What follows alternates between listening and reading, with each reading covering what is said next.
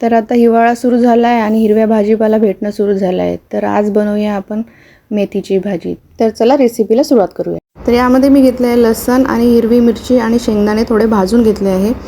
तर मी याची पेस्ट करून घेतली आहे आणि इथे बारीक मी छान मेथी अशी धुवून घेतली स्वच्छ आणि आता इथे बारीक मी चिरून घेतली आहे. तर तुम्ही याला चॉपरमध्ये पण चॉप करू शकता मेथीला. तर मी अशीच कट करून घेतली आहे. तर इथे आपलं तेल गरम झालं आहे, त्यामध्ये टाकले थोडंसं जिरं आणि ते छान झालं की आपण ह्यामध्ये हा पेस्ट आपण जे केला होता तो पेस्ट याच्यामध्ये टाकून घेऊया आणि छान पेस्टला तेल सुटेपर्यंत छान परतून घ्यायचं. तर मी आता इथे छान असं माझं झालेलं आहे पेस्ट हे परतून. त्यामध्ये मी छान बारीक चिरलेली मेथी घातली. तर आता मेथी पण छान अशी छान फिरवून घ्यायची. तर त्याला मेथीला थोडंसं पाणी सुटतं सुरुवातीला, नंतर मग ते त्यामध्ये तेल सुटायला सुरुवात होते. तर आता आपण इथे मेथी पण छान अशी परतून घेऊ. त्यानंतर आता हिला थोडंसं मी झाकून पण ठेवलं होतं. तर आता इथे मी हळद, तिखट आणि मीठ थोडंसं चवीनुसार आपलं टाकून घेतलं आहे. तर याला परत मी फिरवून छान याला झाकून ठेवलं होतं 1-2 मिनटं. त्याला तेल सुटलं होतं छान.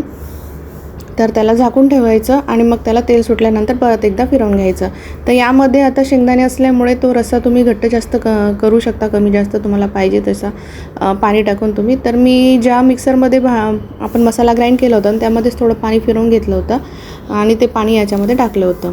तर आता हे तुम्हाला पाहिजे तसं त्या कन्सिस्टन्सीनुसार तुम्ही ही भाजी ठेवू शकता. तर याला मी छान 1-2 अशी उकळी काढून घेतली होती. तर ती भाजी घट्ट होते कारण शेंगदाणे असल्यामुळे. आणि त्यानंतर थोडंसं कोरिअँडर टाकून दिलं होतं आणि त्यानंतर परत एकदा छान त्याला स्टीम येऊ दिली होती. तर आता ही आपली रस्सा भाजी तयार आहे. तुम्ही बघू शकता ही खूप छान वाटते, टेस्टला पण खूप छान वाटते. तर आमच्या घरी तर माझ्या हजबंडलाही खूप आवडते आणि त्यांना ही भाजी नेहमी त्यांची फेवरेट आहे. तर तुम्ही पण एकदा नक्की ट्राय करा. तर वीरला पण ही खूप आवडली होती. तर अशा प्रकारे भेटूया नेक्स्ट व्लॉगमध्ये सिम्पल इझी कुकिंगसोबत. Bye bye.